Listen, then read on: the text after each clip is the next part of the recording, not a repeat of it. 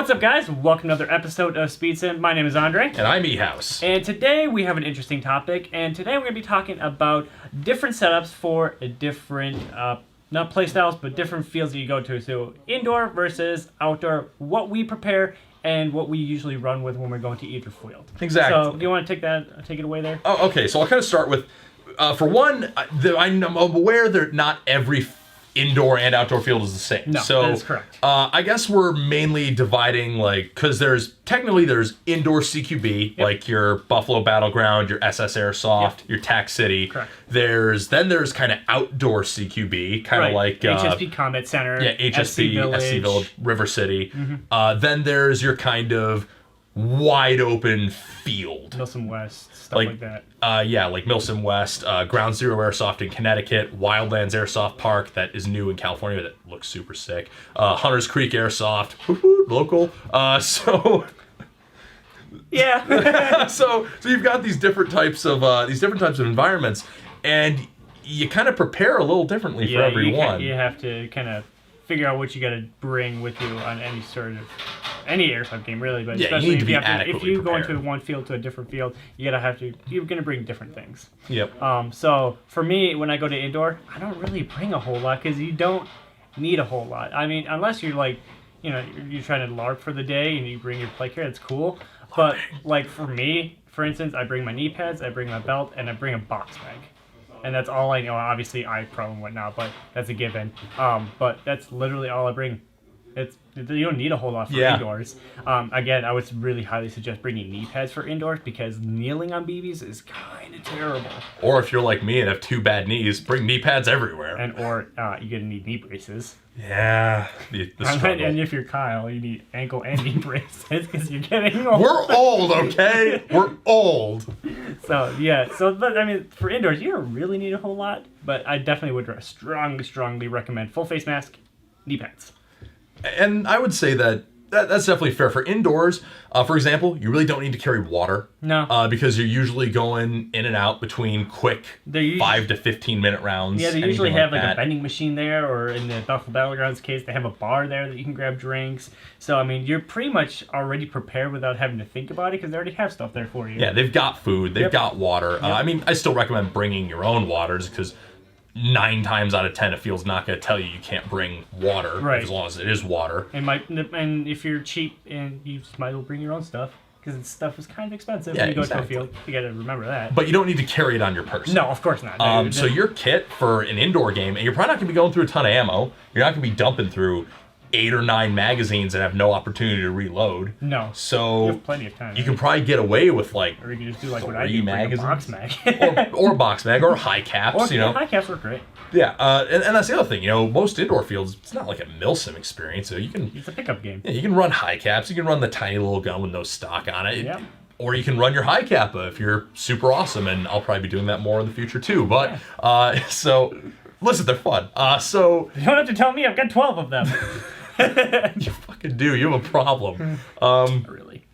But yeah, definitely knee pads. I said, especially if you're me. Yes. Elbow pads may also come in handy in some cases. I don't you might be laying down, sliding, whatever you want to do. I don't go prone or slide much because I'm a large, older gentleman, so I do not do that. But yeah, also, I find that if I'm wearing a plate carrier, I'm usually wearing it in either a CQB or an urban environment. Okay. Because then you kind of get a little bit more of the coverage, which, I mean, doesn't really matter that much. Airsoft doesn't hurt that bad. But it is kind of nice to have that for a few, especially if there's no MEDs. Then you hear the shot more than you get hit in the nipple. Right.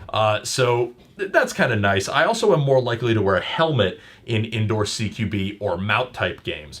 Because when I go to, say, Feta Giant or Milsim West that are on urban facilities, I need that helmet because there's low-hanging roofs, there's pipes, at the Guardian Center, there was literal debris that I had to crawl under. Yep. Or at a CQB game, if I fall onto a concrete floor, I kind of want to have something on my head. Because those BBs are a pain in the ass when you slip on them. They're especially a pain in the ass when your head hits them at a high velocity. Yeah, exactly. I generally wear boots everywhere. Yeah. You can get away with sneakers at an indoor field. I usually play sneakers a lot. I did it at Hunters Creek this weekend. I had no problems. Those are pretty heavy built. Those are more like hiking shoes almost than sneakers. But, And there's still sneakers. but I wear hiking shoes pretty much everywhere because they're lightweight enough that they don't impede my movement indoors or when I'm going quick. But they also offer enough support and enough comfort that wearing them all day outdoors is fine. Yeah, makes sense. But yeah, so helmet, plate carrier, I'm definitely more likely. I'm more likely to run my lighter weight, but still coverage setup indoors. Right. Now moving along to outdoor CQB, like River City, HSP Commerce Center, and SC Village. First thing, bring water. Yes. When you're going any outdoor field, like here in River City, there is a 5-minute walk from the staging area to the field, and having to walk from there and back just to drink water doesn't really make sense. So bring water with you. HSP is close enough, but still bring water because it's still outdoor and you will get dehydrated, especially when the sun's beating on your head. So water, huge thing. You always want to bring that, especially when you're going outdoors. Depending on your outdoor field, like Eric was saying, and boots would be a good idea. Personally, I've tried a whole bunch of different boots. I've tried the Armored Armor. I've tried a bunch of other different boots, Blackhawk, etc. I just can't, for some reason, they don't work well for me for the sense of running and or walking. I always trip because they're so clunky. So I usually just end up wearing Barrels. I usually just end up wearing sneakers wherever I go. But again, don't do that because I'm a terrible person. I wouldn't recommend doing that, but it's just something that I'm so accustomed to. But I definitely would recommend boots when you're going on to any outdoor field because tripping and twisting your ankle is bad, and ask Kyle.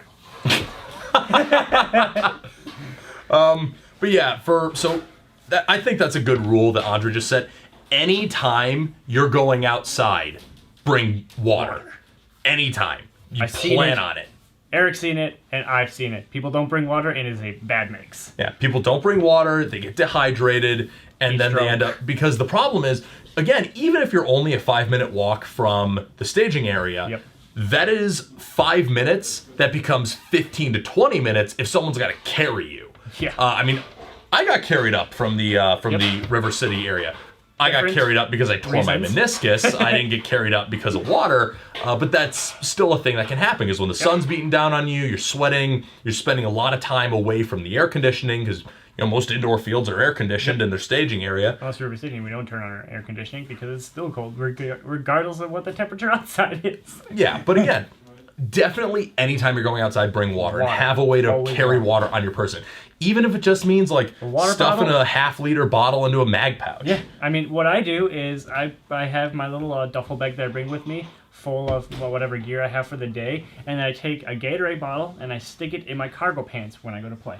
And I take that out, put it in the staging area or whatever the safe area in the field. I leave it there, and I always, every time I go to respawn, I just chug a little bit of Gatorade and I go play again. And that's probably the best way. More practical way is bring a hydro carrier. Hydro carriers. Camelback is the best friend of airsofters everywhere. Yeah. Definitely bring that.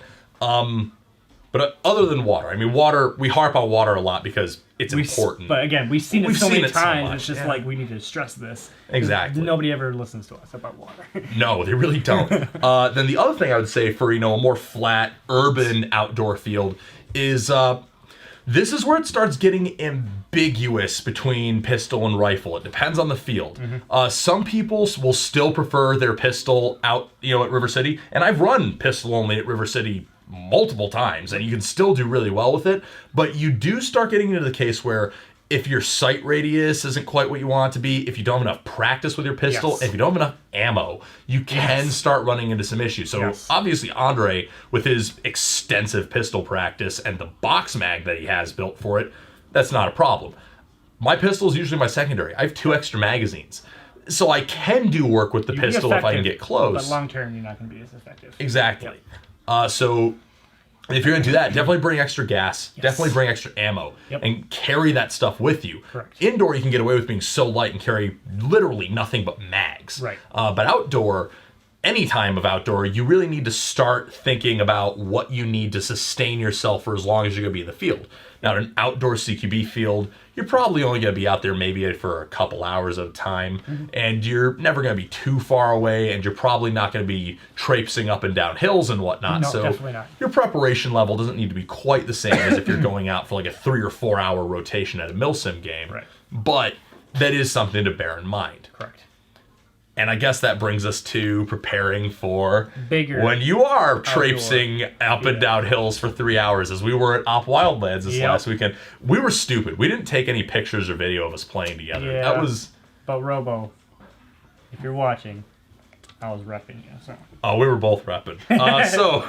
But anyways, so when you're at like Hunter's Creek, Ground Zero, Wildlands, or even say... I mean, if we're going to go like maybe a Milsim West game Correct. or something like that. Yeah, Gladio. Yeah, Gladio was another good example. You're going to be out in the field for A very long time. multiple hours at a time. You're going to be running and traipsing and hiking up and down hills, possibly climbing ravines. We did a little Yes. bit of that. You're going to be out in kind of a hostile environment in some of these Yeah. woodland cases, and you're going to be out there for a while. Yep. So you need to balance of carrying everything you need, but not weighing yourself down with it. That is a very tough balance. Mm-hmm. Let me tell you. And I'm coming from this with no education at all, because I went to technically 2 ops. And I don't have as much gear as Eric does, but I made it work. No one has as much gear as I do. But I made it work. But continue what you're talking Well, no, but first of all, let's actually, because I find this actually a fascinating talking point. You are coming at this from less, but you made it work. Yes. So how did you make it work? Okay, I knew I'm talking about Gladio here, because that is probably the biggest event that I actually had to plan for and think about what to bring and what not to bring. So what I started off by doing is I had 8 pistol mags with me, because I only ran with my pistol, and I still did well, so I mean, that just goes to show you how much extensive practice I've had with my pistol. he And I has. went to a national op with just a pistol. So let that sink in for a moment. So I brought 8 mags with me. I brought 4 HPA mags with me, which were all 50-round extended mags. So I had enough firepower for what I needed. And on top of that, I also brought my 4 Pro Win mags, which were 40-rounders, on my belt. And the extended HPA tap was on my HSGI chest rig on here, and I had that all set up very nicely. On top of that, I had in my HPA tank bag, I had extra ammo, which was just a little Elite Force bottle of 2700. Put that in there. On top of I brought 2 tanks. I had my 68 cubic inch. On top of that, I had my 22. Cubic inch tank, just as a reservoir for backup. Again, it was a Milsim up. I wasn't planning on shooting a whole lot, but I still wanted to make sure I had all the necessary firepower that I needed for the day. And then as far as hydration, I did what I said earlier. I put 3 little Gatorade bottles in each of my cargo pockets, and I have 3 of them, and I put them all 3 in there. So I had enough water for what I need to drink. And that worked out perfectly, because we did go back to our, I would say, staging area. Yeah, the FOB. Yeah. Because we had an FOB respawn, Right. so you were able to resupply your water while Correct. we were there. Exactly. So you had enough for while we were out. So I brought 6, but I had 3 on my person and 3 in my bag. And in my bag, I had extra green gas, more ammo, and I also had my my murder oil, because again, I'm running pistols, so I had to make sure. I had to think about. I know we're going to be in like a very hostile environment with a lot of dirt, and I had to make sure I can actually take my pistol apart real quick, loop it up, and put it back together before we headed back out, because, again, dirt and metal parts don't really mix, so I had to make sure I had that going on as well. And that's basically what I had set up, and I was able to run with my dye mask. I was a little bit worried at that time, but they said it's fine if I'm okay with having a very loud mask. Didn't really mind. Well, and what's funny is, quick side note, everyone at Gladio was super chill. Oh, we yeah. just brought Andre with us, decked out. I mean, he was wearing the proper uniform. Yeah, green. I had my green SpeedQB top, and I had True Spec green bottom, so I was fine. They didn't have a problem. Yeah, no with one it. cared. I think the one comment we got was, "Dude, that's a fucking sweet pistol." Yeah, pretty much. So I mean, it was fine. Like, I expected a little bit more salt. But when I didn't get any, I was kind of upset. So we thought it would be funny, but then everyone great. was super chill. So I was like, hey, you know what? This works. Yeah, whatever. But so then again, that's how I made it work for a major operation. And you can do it too. Most of you guys probably have, whatever cheap JPC plate carriers you can do that with, and you have probably the SpeedQB belt, and you can make it work. Yeah, It's not that hard. You just got to think about the placement of where everything goes. Again, my water situation wasn't optimal, but again, it wasn't something that was weighing me down. If I brought the bigger bottles of the Gatorade, it probably would have been worse off. But I had the little mini ones, which made it infinitely more easier to carry. Yeah. So again, you get, like Eric said, you got to think about overcumbering yourself when you are going to bigger airsoft events. And for that event, I actually made a mistake. I ran my my Mayflower APC and my helmet because the pictures of the AO had I thought it was a little more urban than it ended up being. Luckily, I wasn't too weighed down because even my APC is not a heavy setup when you're just running the PTS plates in there. But it is still a plate carrier that kind of was not as well ventilated maybe as it should have been. Luckily, the event was rainy and it wasn't that warm, so I was fine, but next time, if I were to go to an AO like that, because when I go to Hunter's Creek, you won't catch me dead in a plate carrier. Ooh. I always wear I say always, but yeah, pretty much always wear my Haley Strategic D3 and my Tactical Tailor Removable Operator Pack. Because usually when I'm at Hunter's Creek, I have to not only carry what's going to sustain me for while we're in the field, I also have to carry some admin stuff. Like I have my chrono in there. I have a little medical kit. I have like the rule set, maybe a couple of props. And having the backpack and the chest rig is super breathable, but it's still lightweight and it still carries everything I need. Because I'm not going to go through a ton of ammo, so I've got my 4 mags plus the one in the gun. Then in my dangler pouch, I'll have a little bit of extra ammo, speed loader. Maybe I'll rock a pistol, but not a ton of times at Hunter's Creek or at, say, Ground Zero. The Tasmanian Tiger chest rig, another good option because I can carry everything I need right on my front.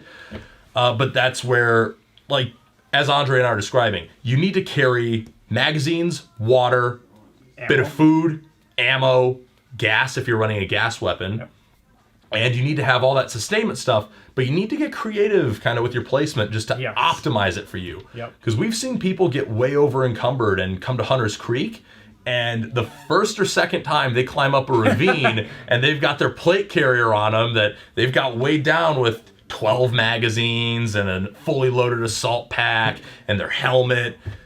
I can't tell you the number of times someone has ditched a ghillie suit within the first half hour at Hunter's Creek. Luckily, I was warned enough, and I was like, I'm just gonna bring a belt, and that was perfect. Again, I have a review of the SpeedSim belt. You had your belt in your backpack, and that was it. That was it. Again, my backpack is my tank in there, so I kind of have to carry that. But I made it work, and I was fine all day, no problems. Yeah. So. Again, like Eric said, placement. I've seen it so many times where people put their pistols on their hips and they can't get it out. Doesn't make sense. Yeah, they put it like on their cummerbund or they put it on their chest and that sag in the front of the plate carrier down. Because weight distribution on your body, and this is kind of a side tangent, maybe we'll have a whole video on this at some point, but weight distribution of how your gear sits on your body is very important. If you have a fully loaded assault pack and nothing on your front, why are you wearing a plate carrier? Just get a suspension harness for your assault pack and run that separate from a chest rig, because then a sternum strap and a hip strap can keep that weight actually centered in how it's being distributed on your torso, as opposed to pulling the front of your plate carrier up, choking you, and putting that undue stress on your shoulders as now it's all being pulled backward. And I'm a big dude who can carry a lot of weight, so if I think it's uncomfortable, I know it's uncomfortable on most of you. That's kind of just the facts. But that is our video on different setups we have for different fields that you might attend. Once again, I'm Andre. And I'm Eathouse. Thanks for watching, and we'll catch you in the next one. Peace.